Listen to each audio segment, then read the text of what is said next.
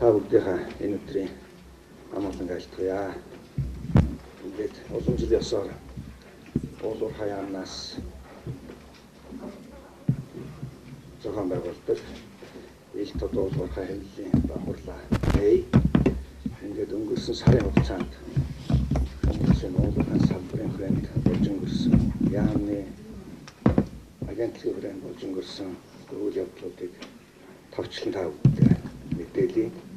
За миний хийх мэдээлэл мөн цаасаар болон цахим хэлбэрээр та бүхэнд хүрсэн байгаа. Тийм учраас би голыг нь хэлээд явъя гэж бодож байна.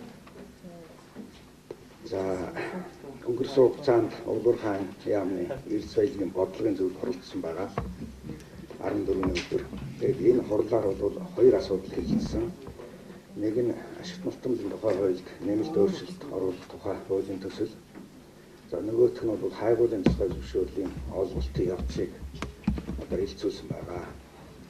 За энэ ашигт малтмын хуульд нэмэлт өөрчлөлт оруулах одоо хуулийн төслийг одоо боловсруулах болсон шалтгаан бол та бүхэн мэдж байгаа. 2015 оны 1 сарын 26-наас хойш хайгуулын тусгай зөвшөөрлийг бол олгож эхэлсэн.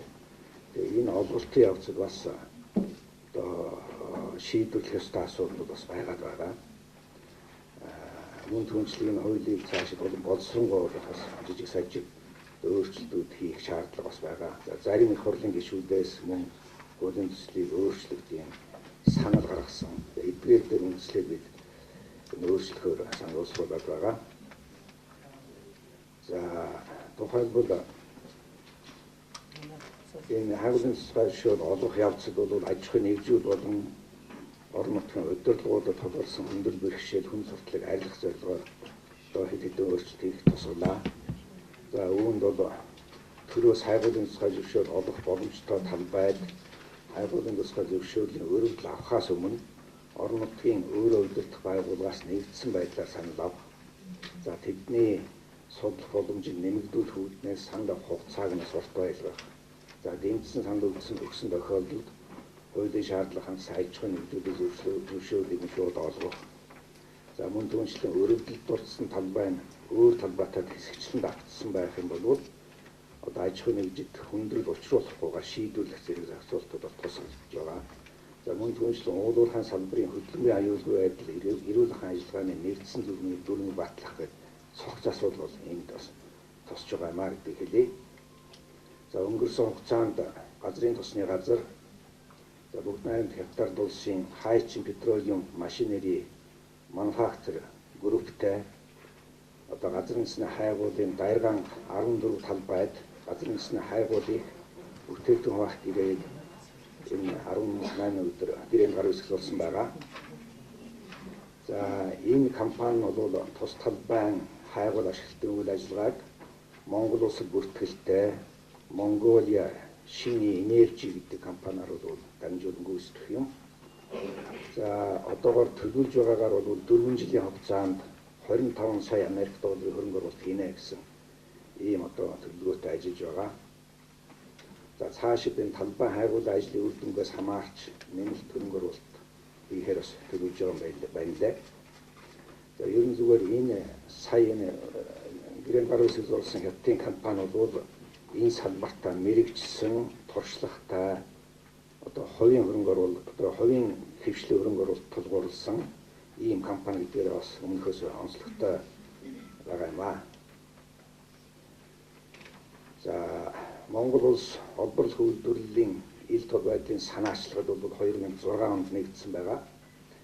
Тэгээд манай улсын үндэсний зөвлөлийг Монгол улсын ерөнхий сайд ахалдаг. За орлогч даргаар нь уулуур хаан сайд ажилладаг юм байгаа. Тэгээд өнгөрсөн 9 жилийн тайланд одоо нийтэд хэвлэн гаргасан байна. За энэ хугацаанд давхардсан тоогоор уулуур хаан газрын тос ураан гэдэг манай салбарын нийт 4701 аж ахуйн нэгж тайлан гаргасан. За улсын болон орон нутгийн төсөлд төлсөн татвар, төлбөр, хандив, дэмжлэгийн мэдээгээ ил тод болгосон байгаа. За засгийн газар давхардсан тоогоор 6858 аж ахуйн нэгжээс одоо хүлээж авсан орлогоо мөн тайлбарсан. За эдгээр мэдээллийг урд өмнө цаасан байдлаар тайлбарладаг байсан. За олборлог үйлдвэрлэлийн ил тод байдлын санаачлагын үндэсний зөвлөл тайлан цахим маа тайлагнах, цугларсан мэдээллийг олон нийтэд хурдан шуурхай хүргэх, мэдээллийн ач холбогдлыг нэмэгдүүлэх зорилгоор олборлог үйлдвэрлэлийн ил тод байдлын санаачлагын цахим тайлагнын системийг нэвтрүүлэх төслийг Европын сэргээн босголт хөгжлийн банкны дэмжлэгтэйгээр амжилттай зохион байгуулсан байгаа, нэвтрүүлсэн байгаа. За үүнтэй холбогдуулаад олборлог үйлдвэрлэлийн ил тод байдлын санаачлагын удирдах зөвлөлийн даргын нэрийн шагналыг одоо бас шагналаар шагнагдсан бол түрүүчийн бид хэвлэлийн хурлаараа мэдэгдсэнийг хавд мэдж байгаа. За ийхүү энэ цахим тайлагнад нэвтэрснээр бол уулуурхайн салбартай холбоотой тухайлбал тусгай зөвшөөрөл, бүтээгдэхүүний үйлдвэрлэл, борлуулалт, за төлсөн татвар, төлбөр, хандив, дэмжлэг зэрэг мэдээллийг одоо цахим хэлбэрээр нь олон нийт бол нээлттэй үзэх боломжтой болж байгаа юм аа. Тэгээд энд тэр харах боломжтой цахим хуудасных нь одоо хаягийг нь тавьсан байгаа. За хайгуулын тусгай зөвшөөрлийг бол бид олгож байгаа. За өнгөрсөн хугацаанд нийтдээ 3915 дугаар одоо цахим дугаар олгосон байна. За эдгээрээс 2335 өргөдлийг одоо бүртгэж хянсан. За үүний дотор нь задлаад үзэх юм бол нийтдээ 1164 аж ахуйн нэгж бол шинээр тусгай зөвшөөрөл авсан байна. За орон нутгийн аймгийн засаг даргаас санал авахаар одоо хөрвүүлсэн байгаа.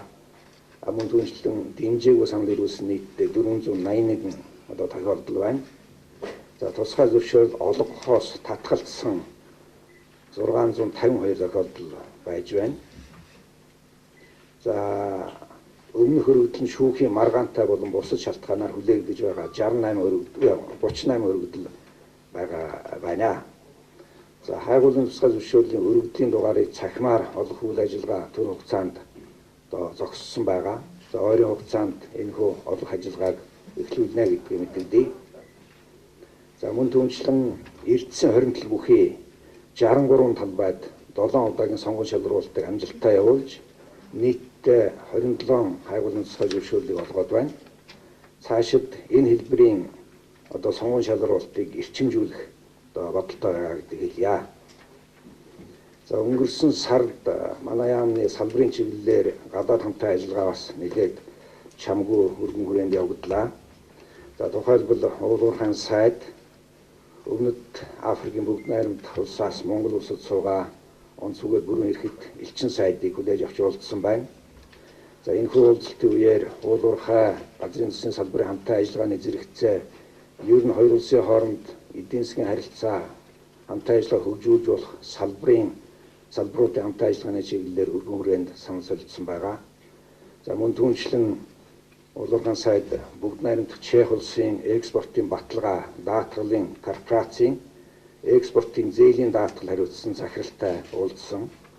За энэ уулзалтын үеэр газрын засгийн бүтээгдэхүүний улсын нөөцийн агуулгыг аршаанд өртөөнд барьж байгуулах, түүнийг санхүүжилтийг энэ Чехийн талаар гаргуулах энэ асуудлаар бол тодорхой санал солилцож ярилцсан байгаа. За мөн Синтера Голд корпорацийн ерөнхийлөгчтэй одоо уулзсан. За энэ уулзалтын үеэр гацууртын ордын хөрөнгө оруулалтын гэрээ, орд ашиглах гэрээний одоо хэлцээний явц, за мөн түнчлэн орон нутагтай хамтран ажиллах гэрээний талаар тус санал солилцсон байгаа. За мөн Японы Токио хотын Итабаши дүүргийн дарга тэргүүлтэй төлөөлөгчдийг хүлээж авч уулзсан байна. За мөн энэ сарын 13-наас 14-ний өдрүүдэд Бээжин хотод зохион байгуулагдсан Монгол Хятадын засгийн газрын хоорондын комиссийн эрдэс соёлын салбарт хамтран ажиллах дэд комиссийн 6 дугаар хуралдаанд уулуурхайн төрийн нарийн бичгийн дарга тэргүүлтэй төлөөлөгчид амжилттай оролцоод ирсэн байгаа.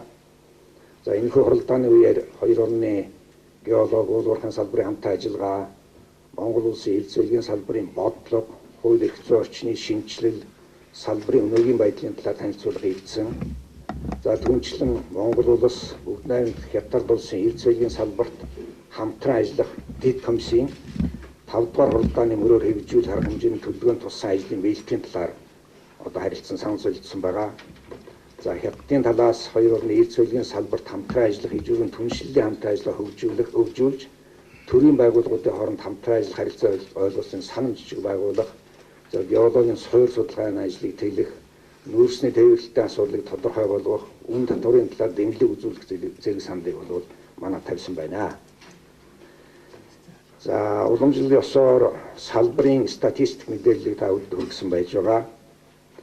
За салбарын одоо эхний 3 сарын байдлаар би экспортыг нь бодлоо ярьчих. Зэсийн баяжмал 412.8 мянган тонныг гаргасан байна. За нүүрс 3.3 сая тонн экспортлсон байна. За алт 2.9 тонн экспортлж, за жонш 53.5 мянган тонн, төмрийн хөдөр 991.7 мянган тонн, цайр 2.8 мянган тонн, за газрын тос 303 мянган тонныг тус одоо экспортлсон байна. За уулуурхан сайдын багцын орлогын гүйцэтгэлийг та бүхэнд мэдээлье. За нийтдээ оны эхнээс 34.4 тэрбум төгрөгийг улсын төсөвт төвлөрүүлсэн байна. За үүнийг дотор нь хоёр агентлагаараа хувааж авч үзэх юм бол ашигт малтмлын газар 7.4 тэрбум төгрөг, за газрын тосны газар 27 тэрбум төгрөгийг тус улсын төсөвт эхний 3 сарын байдлаар төвлөрүүлээд байна. За ингээд шатхууны нөөцийн талаар та бүхэнд хэлье. За энэ оны 27-ны өдрийн байдлаар, өөрөөр хэлбэл өнөөдрийн байдлаар улсын хэмжээнд дунджаар ердөө хэрэглээний 51 хоногийн газрын засгийн бүтээгдэхүүний нөөцтэй байна. За үүнээс А 80 автобензин 53, АИ 92 автобензин 62, за дизелийн түлш 52, TC1 онгоцны түлш 37 хоногийн тус нөөцтэй байна. За ингээд та бүдгийг үндийнхэн сонирхсан асуултанд хариулъя.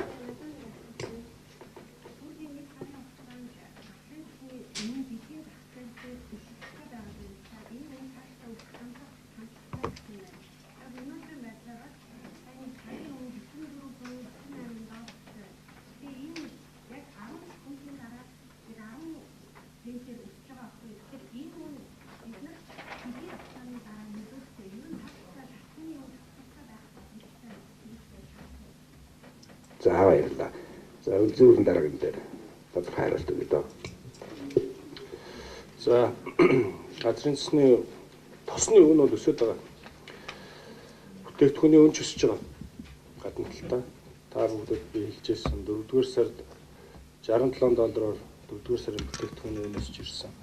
5-р сард нэг $12 өссөн байдалтай байна. 5-р сард бид одоо ийм үнээр хөдөлж авах нэ гэдгийг бид мэдж байгаа.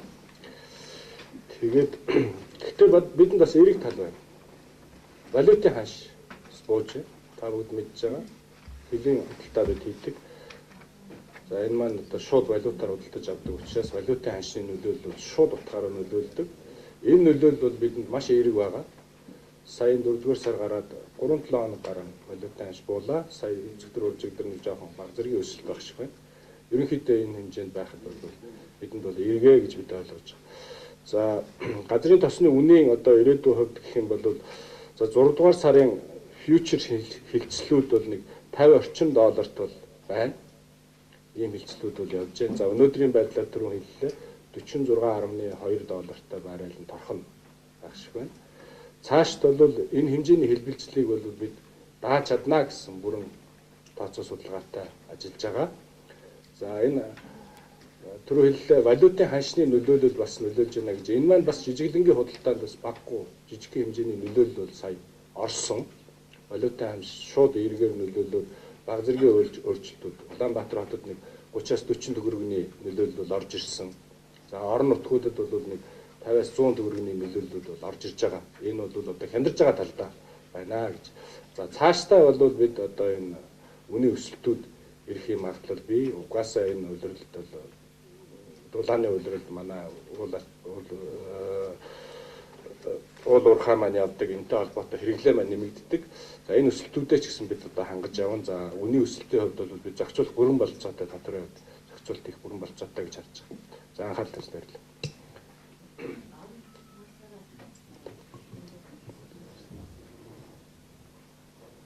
Юу асуултаа чанга хэлдэг.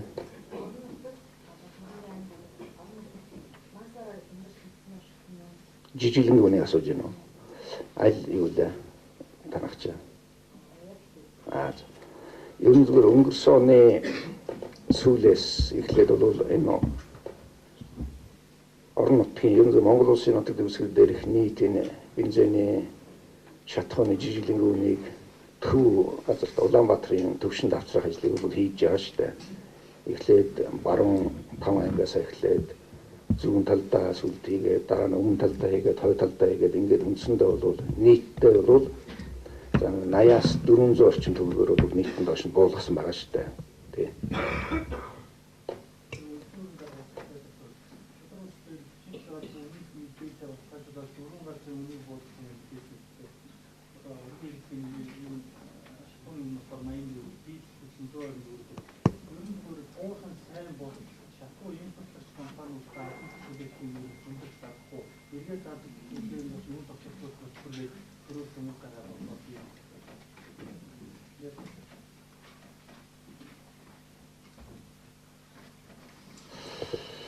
За энэ яхаа шудраг өрсөлдөө хэрэглэгчийн төлөө газар гэдэг очко авахгүй янз янзын алхам тэгээд ах шиг байна л да. Энд бол нэг дэлхийн зах зээлийн үн бол харин өсөд байдаг. Гэтэл буурах ёстой гэдэг ингээд янз янзын мэдээллүүд игээд байсан. Буурах үйлдэл бол сая би хэллээ шүү дээ. Валютын ханштай холбоотой шууд нөлөөлөл орж ирж байгаа. За өшөө дээрээс нь бид гадаадаас Оросын албаны улсаас Внешторг банкнаас их усүрийн одоо сайн нөхцөлтэй зээл хөгжлийн банкаар дамжуулж босгож авсан. Энэ зээлийн нөлөөлөл шууд орж ирж байгаа. Тэгээ энэтэй холбоотойгоор сая бол нөлөөллүүд орсон. Гэхдээ тийм одоо томоохон нөлөөлөл бол одоогор орохгүй байгаа. За том нөлөөллөө бол бид түрүү сайд хэллээ шүү дээ. Оны өмнө цагаан сарын өмнө бол бүх орон даяар бол зохион байгуулалт хийсэн. Зүүн талдаа бид 10-аас 230 төгрөгийн зохицуулалт бол хийсэн. Баруун талдаа 180-аас 400 төгрөгийн зохицуултыг хийсэн. Энэ бол цаашдаа хадгалагдаад явж байгаа. Нэмээд зарим газруудаар бол өрсөлдөөний зарчмаар бол буурсан. Зүгээр та хэдэд хэлэхэд ер нь бол он гарсаар борлуулалт бол маш муу байгаа. Ерөнхийдөө бол улс орон даяар борлуулалт муу байгаа. За одоо ингээд уул уурхайн сезон эхэлж байгаатай холбоотой борлуулалт нэмэгдэнэ гэж бид харж байгаа. За баярлалаа. Сая ихтэй бас нэг товч нэг зүйлийг бас нэмээд хэлчихье. Уул уурхай яамд тэр хөдөлмөрчд эрх ашиг хамгаалах холбоо, эзэдийн холбооноос хандаж бас шаардлага ирүүлсэн юм байна. Саяын асуудлаа. Тэгээ энэтэй холбогдуулаад бол манайхад аль биесээ хариугаа өгсөн. Тий. Тэгэхээр сая тэр ерөнхийдөө уул уурхай яам газрын засгийн газрын байр суурийг бол зөвхөн дарга хэлжлээ. Тэгээ нэг зүйлийг тодруулж хэлэхэд манай улс бол импортын шатхуунаар одоо 100% хангаж байдаг. Ийм улс. Тийм учраас энэ шатхуун нэгд бүтээгдэхүүний хангалтыг найдвартай тогтвортой барих гэдэг их чухал асуудал. Дээр нь үнийг цогцтой төвшөнд нь байлгана гэдэг. Энэ дээр бол алс ирээдүгөө харсан нэлийн судалгаан дээр үндэслэн ийм л бодлого барьж байна л да. Дээр нь энэ үнийг яаж хөдлөх үү гэдэг асуудлыг бол уул уурхай яам газрын тосны газар ганцаараа шийддэг асуудал бас биш ээ. Энийг үн зохицуулах зөвлөл гэж байдаг. Энд дээр төрийн холбогдох байгууллагуудын төлөөлөл орсон. Дээр нь иргэний байгууллагууд, төрийн бас байгууллагуудын төлөөлөл орсон ийм зөвлөл ажилддаг юм. Энэ зөвлөл дээр яриад асуудлыг тал бүрээс нь хэлэлцээд тэгээ шийдвэрээ гаргаад санал гаргадаг. Энэ зөвлөл дотор тухайлбал бидэнд шаардлага тавьж байгаа байгууллагын төлөөллүүд бас байх жишээ. Ингээл зэрэг асуудлыг бол салангад хэн нэгэн хүн сэтгэлийн хөөрөлөөр тавих биш. Яг одоо явдаг гормоор нь ингэж асуудал тавьж явах нь бол зүйтэй гэж одоо бодож байгаа. Тэгээ энэтэй холбогдолтой асуудлыг өгсөн. Юу хариуг нь бол бид өгсөн байж байгаа.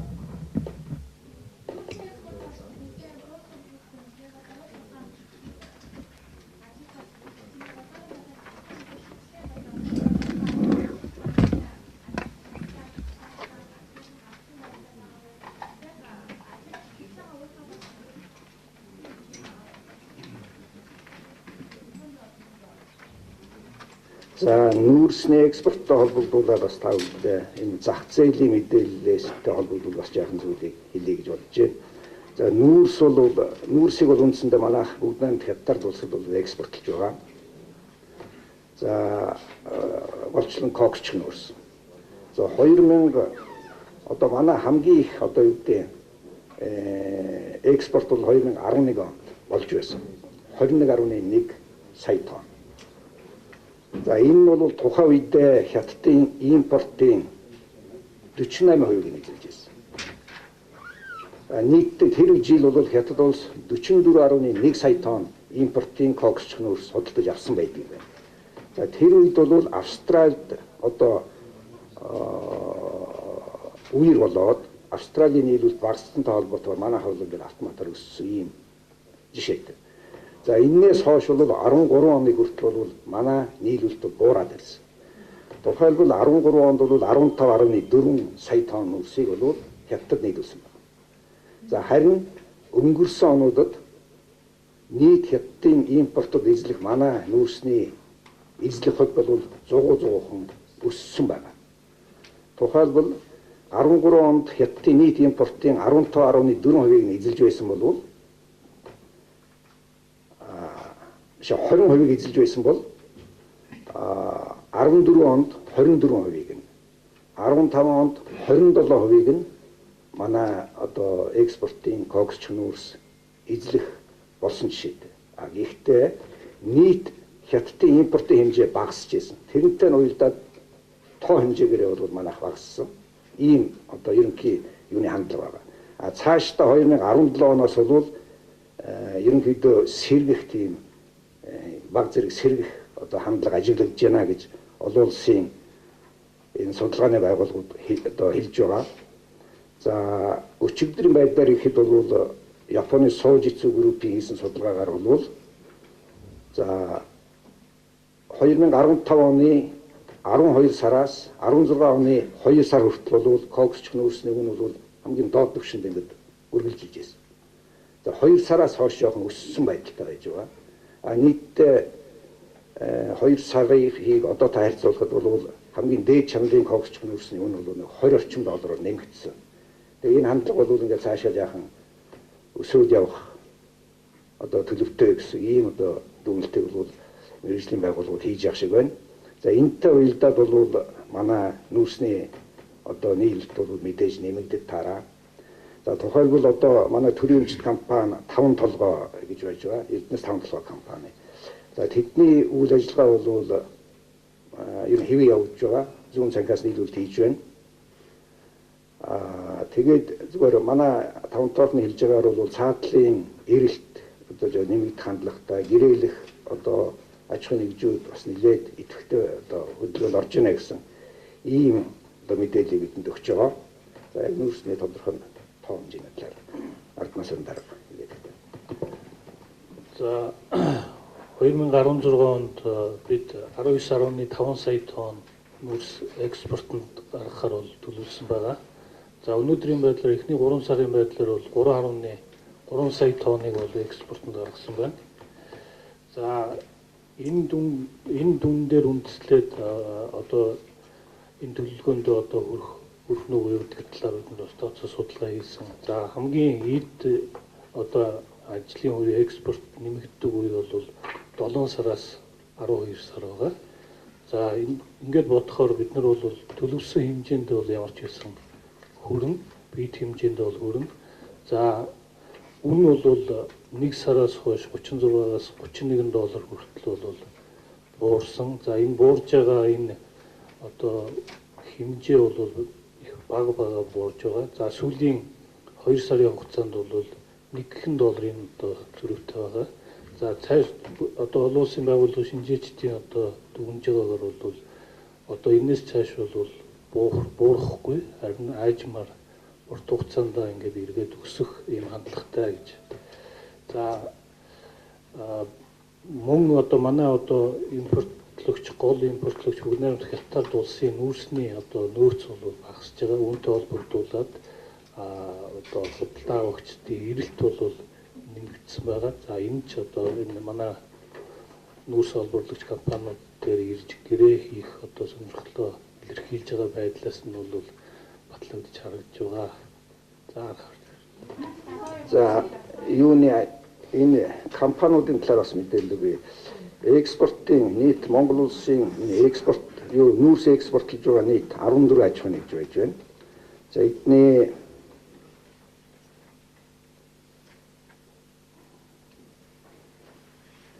эхний 2 сарын байдлаар нийт энэ экспортлогч компаниуд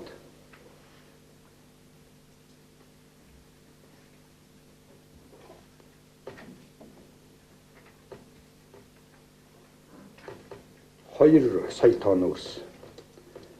Сая арднаас үн дараах бол 3 сарын мэдээ нэгтгэсэн. Энэ бол зүгээр аж ахуйн нэгжүүдээрээ задаргаагаар нь аваад үзэхэд бол 2 сая тонны гаргасан байна. Эхний 2 сарын байдлаар. За эрчим хүчний нүүрс олборлогч нийт 36 аж ахуйн нэгж ажиллаж байна. За эдгээр аж ахуйн нэгжүүд эхний 2 сарын байдлаар өссөн дүнгээр 1.7 сая тонн нүүрс одоо олборлоод байна. За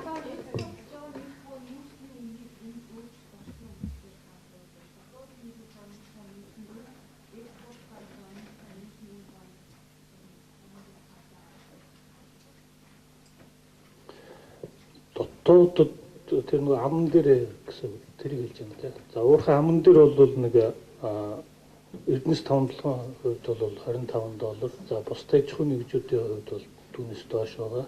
За яг хил дээр бол миний түрүүний хэлсэн $31 гарч байна.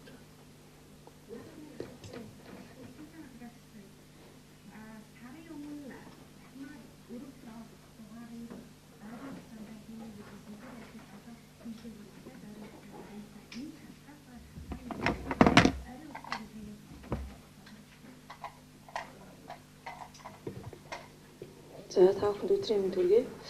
Шатмал балийн газраас түрүү одоо сайдын мэдээлэл дээр гарсан байгаа. Хайвлын цохол шуурал олголтын талаар эрдэс баялагын бодлогын зөвлөл болоод одоо их хурлын одоо бүлэгт бид нэр танилцуулга хийгдсэн.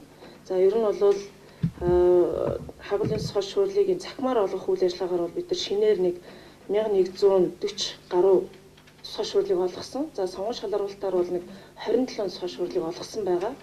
За бид нар бол энэ эрдэс баялагын салбар төрөөс баримтлах бодлого болоод бусад энэ хууль өргөцсөнхөө хүрээнд цусгай шүүрлийг ер нь бол бодлогоор олгох гэдэг энэ одоо үйл ажиллагааг бид нар хуулийн хүрээнд зохион байгуулж байна. За тийм учраас одоохондоо бол бид нар сонгоно жоохон төлхөө явуулъя.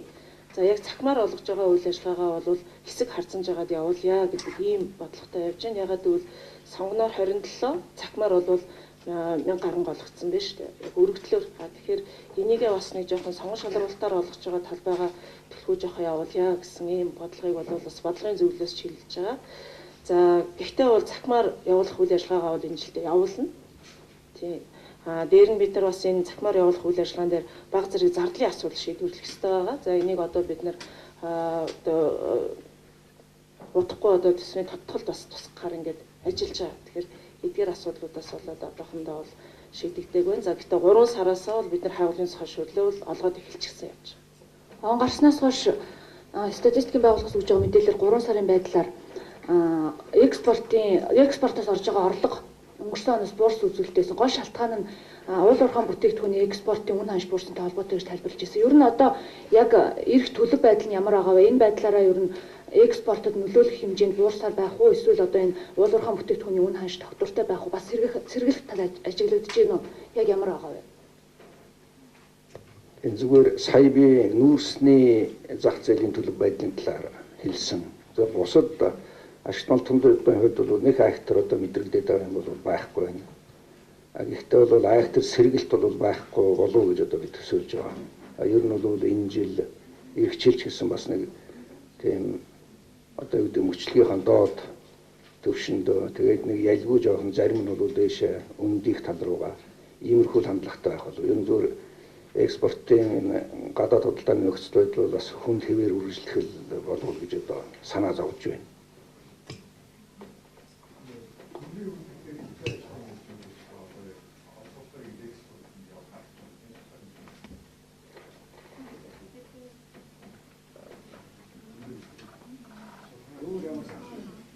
Зүгээр ямар асуулт байна? Энд нэг асуулт байна. Та сая хэлж байна шүү дээ. Центрогол конференц ерөнхийлөгчтэй уулзсан гэж байна. Центроголтын хөрөнгө оруулалт ер нь хизээнээс шийдэгдэж, үйл ажиллагаанд хизээнээс эхлэх вэ? За хоёрдугаарт алтны хөрөнгө оруулалт ер нь ямар төвшөнд яваа вэ? За гуравдугаарт энд нэг бүтээгдэхүүн хуваах гэрээ байгуулсан гэдэг чинь энэ үйл ажиллагааг хайгуул үйл ажиллагааны хизээнээс эхлэх үү?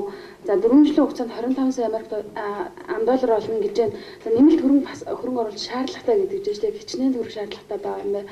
Талбай хэмжээ нас яг ямар байгаа юм? За баярлалаа. За алтны чиглэлээр Батхүү дарга тэр гэрээ байгуулсан талаар зөвхөн дарга нэг юу вэ? Синтераг биелж байна. Өөр бас нэг юу вэ? Төмрийн хөлдөр дээр гүүрийн зүй дарга бэлдэж байгаараа. За Синтераг Голдтой яриа хэлцээд явагдаж байна. Тав мэдж улсын хурлаар шийдвэр гарцсан. Тэгэхээр одоо бид урд ашиглах гэрээ гэдгийг байгуулах ёстой. Дээр нь айлын талаас хөрөнгө оруулалтын гэрээ байгуулъя гэдэг санал тавьсан. Тэгэхээр чи хөрөнгө оруулалтын хуулиар цаад хөрөнгө оруулагч тал хүсэлт тавьбал байгуулж болно гэсэн байдаг тийм үү. Тэгээ энэний дагуу бас хүсэлтийг хүлээж аваад одоо саналаа солилцоод одоо яриа хэлцээ явуулж байна. За эхний яриа хэлцээг бол Канадад хийсэн. Дараагийнх нь шатныхыг бол хоёр ч удаа Улаанбаатарт хийгээд байгаа. Хоёр ч ажлын хэсэг ажиллаж байгаа. Тийм. Ерөн зүгээр бид бол аль болохоор ойрын хугацаанд одоо нэг цай ойлголцод хүрээд энэ хоёр гэрээг байгуулахын төлөө ажиллаж байгаа. За дээр нь бас нэг гэрээ байгуулах ёстой. Энэ бол орон нутагтаа хамтран ажиллах гэрээ гэж байгаа. За энийг бол одоо Сэлэнг аймаг, Мандал сум тэр иргэдүүд одоо үүдээ орон нутгийн иргэдийн төлөөлөл энэ хөрөнгө оруулагч талтай гэрээ байгуулах ёстой. За энэ гэрээний загварыг сая тархан юм засгийн газрын хуралдаанаар хэлэлцэж батлуулсан байна. За энэ дээр ажиллаж байгаа. Яг зүгээр бас байр суурийн зөрүүтэй зүйлүүд байдаг. За энийг бол засгийн газар дээр танилцуулаад чиглэл аваад ингээд ажиллаж байна. Энд юу гол нэг асуулт байна дээр чинь. Тэр чи өөр. За тэгээс эхний ээлжийн хөрөнгө оруулалтын хэмжээ нь Синтераг ирээд байна. Хизэнэс гэж юу? За. Энэ зүгээр одоо энэ гэрээ хэлцээр байгуулагдах юм бол тэгэл энэ хавраас зунаас бол ороод эхлэн л дээ. Ягаад гэвэл энэ төсөл чинь бол өөрөө өмнө нь тэр Горогол дээр одоо юу гэдэг ажиллаж байсан туршлагатай компани хөрөнгө оруулагчаар орж ирж байгаа. За тэнд ашиглаж байсан байгууламжийг ашиглан харьцангуй одоо юу гэдэг бэлтгэгдсэн тэгээ хөдөл тээвэрлэх замаа хийж гисэн харьцангуй одоо энэ эдийн засгийн эргэлтэнд ороход бол бэлэн байгаа ийм орчууд байна. Тэгэхээр бол энэ хөрөнгө оруулалт бол ороод эхэлнэ. За нийт хөрөнгө оруулалтын хэмжээ бол 500 тэрбум төгрөг байж байгаа. Тэгээд яг зөв энийг одоогийн хийсэн техник эдийн засгийн үндслээр бол 9 жилд гэж тооцоо хийсэн байж байгаа.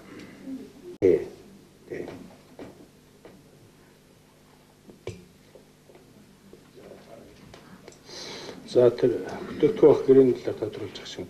Энэ бүтээгдэхүүн авах гэрээ шинчилж байгуулагдаж байгаа гэрээ. Эрх үүрэг шилжиж байгаа юм. Өөрөөр хэлбэл даргаан 24 гээд талбай дээр үргэлжилж явж байгаа. 5 сумын нутгийг хамарсан.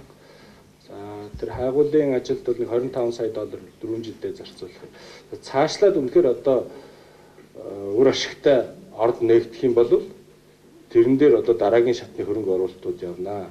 Тэг ашиглалтын, олборлолтын шатны тэр бол нэлээдгүй юм болно. Хэрвээ одоо үнэхээр олдчихвол за бид бол олдох магадлал бас байгаа л гэж үзэж байгаа. Ийм л нөхцөл байдал. За баярлалаа. За алтны салбарт үзүүлж байгаа дэмжлэгийн тухайд бол нийт алт олборлогч компаниудад эргэлтийн хөрөнгөнд зориулж засгийн газраас дэмжлэг үзүүлэх зээлийн 50% нь бол засгийн газрын баталгаа гаргах ийм асуудал батлагдсан. За энэ чиглэлээр бол арилжааны банк дээр аж ахуйн нэгжүүд зээлийнхаа асуудлыг хэлцээд за 50% баталгааныхаа хувьд сангийн ам дээр хянагдаад тэгээд арилжааны банкуд Монгол банкаас их өсөөр авч зээл авах асуудал явуулж байгаа. 236 тэрбумыг бол засгийн газраас бол компаниудад 50% баталгаанд нь зориулж засгийн газрын тогтоол гаргаж шийдсэн. Одоогийн байдлаар бол аж ахуйн нэгжүүд арилжааны банк дээр материалаа өгөхөд хянагдсан. За сангийн ам дээр ирсэн бол 5 аж ахуйн нэгж байгаа. Үүнээс зөвшөөрсөн 2 аж ахуйн нэгж нь одоо Монгол банкнаас их усаар авах гээд ингээд үлээгдэж байгаа. Бусд нь бол одоо шатшатанда арилжааны банк сангийн амнууд дээр одоо тэр зээлийн баталгааныхаа асуудлыг баталгаажуулах процесс явж байгаа. Зээлийн хугацаа бол нөгөө тухайн жилдээ гэсэн байдалтай анх болохдоо бол арилжааны зээлийн хөгөр олгодно. Тэр журмын дагуу тухайн сар болгондоо олборсон алтаа бол Монгол банкнд тушаах үүрэгтэй. Монгол банкнд тушаах тохиолдолд хүү бол 6.5%-аар буурах ийм нөхцөлтөөр олгож байгаа. За төмрийн чиглэлээр одоо ашиглалтын үйл ажиллагаа явуулж байгаа бол нэг 6 компани байна. За үүнээс одоо хамгийн томоох нь бол төмөр Еврогол байгаа. За энэ жилдээ бол нэг 2 сая тонныг бол экспортод гаргахын төлөвлөгөөтэй байна. За харьцангуй өнгөрсөн жилээ бодох юм бол бидний статистик судалгаа харахад бол үн нь бол харьцангуй яг нодлон үеигтэй харьцуулбал бага зэрэг өссөн байдалтай байгаа.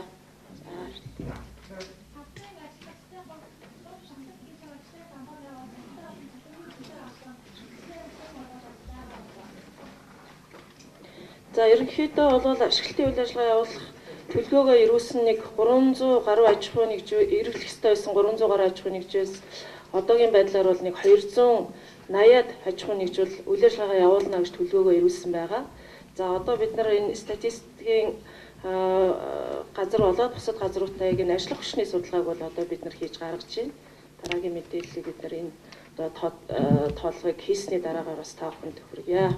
Агуулгын тусгай зөвшөөрөл олгосон газрууд тухайн байгууллагууд нь агуулгын тусгай зөвшөөрлөө хийх аюул ажиллагаа эхлүүлэхэд сумын засаг даргаас зөвшөөрөл олгохгүй байх үед дур мэдэн сумын засаг захааны зөвшөөрлийг аваагүй дур мэдэн үйл ажиллагаа явуулаад байна гэдэг ийм яриа зөндөө явагдаад бас саяхан бас Төв аймгийн нэг сумынхан засаг үйл ажиллагаа явуулаад байна. Энийг зогсоож өгөөч гэж бас чагсаал хийсэн. Энэ дээр нэг хариулт өгөөч. Энийг яаж зохицуулах юм бэ? Бас олон газруудаас бас ийм талын мэдээлэл ирээд байгаа шүү дээ. Засаг даргын зөвшөөрлийг аваагүй байж хайгуулын зөвшөөрөл үйл ажиллагаа явуулаад байна гэдэг. Юу зөвшөөрөл аваагүй байж дур мэдэн үйл ажиллагаа явуулж байгаа гэсэн үг үү? Тэрийг бол одоо энэ хууль хяналтын байгууллагууд л зохицуулах, хяналт тавьж бойлуулах хэрэгтэй шүү дээ. Манайх бол одоо юу гэдэг яг хууль дүрмийнхэн дагуу, хууль тогтоомжийн дагуу тэр зөвшөөрлийг өгнө. Тэрний дагуу тэр үйл ажиллагаа явуулах ёстой. Хэрэг тийм зөвшөөрөл аваагүй байж үйл ажиллагаа явуулж байгаа бол хууль бас. Энийг бол хууль хяналттай байгууллагууд таслан зогсоох ёстой. Орон нутгийн захиргаа бас энийг зогсоох ёстой байхгүй юу? Энэ бол манайд бол хамааралтай асуудал биш.